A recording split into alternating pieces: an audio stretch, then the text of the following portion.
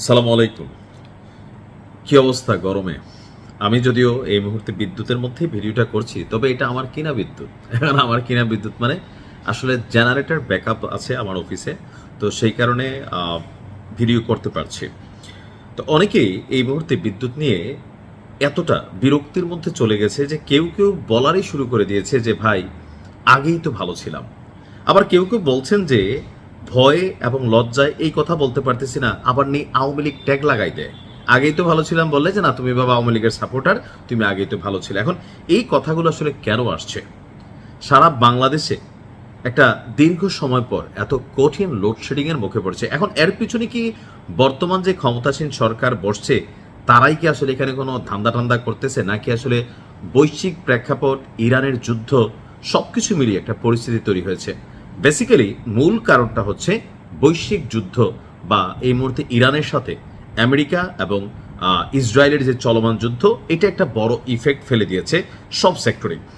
তো এর মধ্যেও ভারতের সাথে বাংলাদেশ আওয়ামী লীগ সরকারের সময়কার যে বিদ্যুতের একটা বড় চুক্তি ছিল আদানি গ্রুপের সাথে, যেটা নিয়ে ওই মুহূর্তে আমরা অনেক আলোচনা সমালোচনা করেছি, কিন্তু বাস্তবতা হচ্ছে এই মুহূর্তে সেই আদানি গ্রুপের বিদ্যুৎ ব্যাকআপের পরেও বাংলাদেশে লোডশেডিং হচ্ছে। এখন এর মধ্যে আরো খারাপ সংবাদ, যেটা বিদ্যুৎ নিয়ে দুঃসংবাদ দিয়েছে ভারতের আদানি গ্রুপ। কেন, কি দুঃসংবাদ?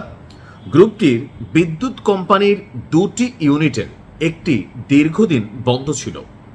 সেই ইউনিটটি 11 এপ্রিল চালু হয়, তবে 11 এপ্রিল চালু হয়ে 11 দিনের মাথায় অর্থাৎ গত বুধবার দুপুরে ফের একটি ইউনিট আবার যান্ত্রিক ত্রুটির কারণে বন্ধ হয়ে গেছে। আর এতে করে বাংলাদেশে লোডশেডিং বাড়ার শঙ্কা দেখা দিয়েছে।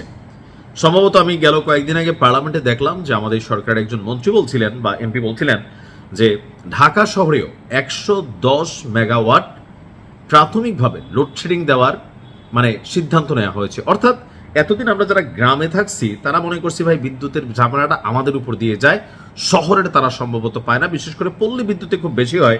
ওয়াবদা বা কি বলা হয় যে অন্য যারা আছে তারা তো অতটা পায় না। কিন্তু এই বছর আমি কুমিল্লাতেও দেখছি শহরে অনেকক্ষণ কারেন্ট থাকে না, গ্রামে তো থাকেই না, মাঝে মাঝে আসে।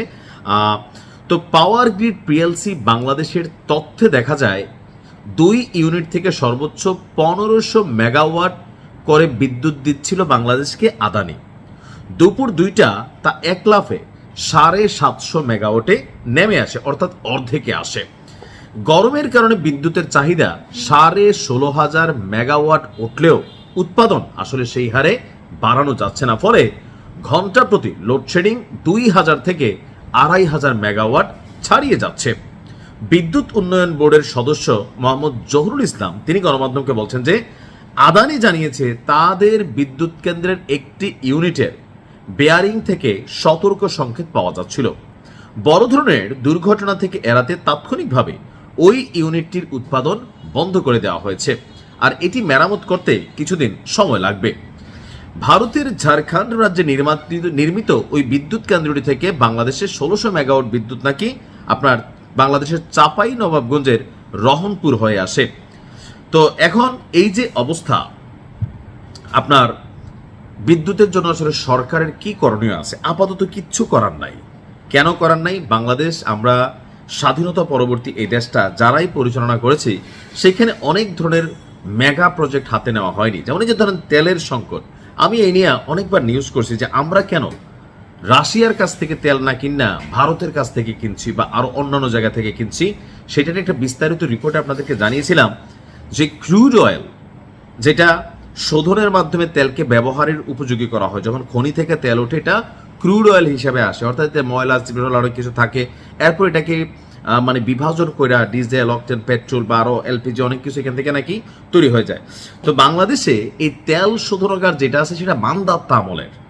এত বছর ধরে বাংলাদেশে নিজস্ব কোনো তেল শোধনাগার আপনার তৈরি হয়নি, যার কারণে ভারত তেল কিনা শোধন কইরা পরিশোধন কইরা এটা বাংলাদেশে সাপ্লাই করে, বাংলাদেশের কাছে বিক্রি করে। বাংলাদেশ থেকে ভারত থেকে বাংলাদেশে তেল আনার জন্য বিশাল পাইপলাইনও কিন্তু সেট আপ দেওয়া হয়েছে। এখন এই যে ধরেন দীর্ঘদিন যাবৎ, এটা গত সরকারে আওয়ামী লীগ ছিল তাদের দোষ তা না, এই দেশটা যারাই যখন চালাইছে সেই স্বাধীনতা পরবর্তী সময় আওয়ামী লীগ, বিএনপি, জাতীয় পার্টি বা আর অন্যান্য সময় যারা যখন ক্ষমতায় ছিলেন এই ব্যাপারে আসলে বৃহত্তর কোনো পরিকল্পনা নেওয়া হয়নি, যার কারণে তেলের সংকট বাংলাদেশে এই মুহূর্তে টাকা দিয়ে আপনি তেল পাচ্ছেন না। আবার আসছে সিন্ডিকেট ইস্যু, আমাদেরকে এগুলো মাইনে নিতে হচ্ছে। এই সিন্ডিকেট সরকার বদলায় কিন্তু সিন্ডিকেট বদলায় না, আর আপনি এদের কাছে জিম্মি। তো বর্তমানে বিদ্যুৎ সংকটের একটা প্রধান কারণ হচ্ছে বিশ্বজুড়ে তেলের যে ইস্যুটা, এটা একটা ফ্যাক্ট হয়ে দাঁড়াইছে। তো তেল ছাড়া, গ্যাস ছাড়া আপনার কোনো প্রতিষ্ঠান, কারখানা, উৎপাদন ব্যবস্থা যাইতে পারে না। তখন সার্বিকভাবে আপনার সব কিছুর উপর একটা চাপ পড়বে। তবে গরমে অস্থির একটা অবস্থা।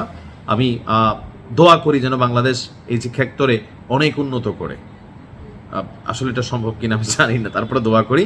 আর পারলে বাসা বাড়িতে চার্জার, ফ্যান ট্যান লাগান, আইপিএস লাগান, জেনারেটর ব্যাকআপ নেন, কিচ্ছু করার নেবে, বাঁচতে হবে।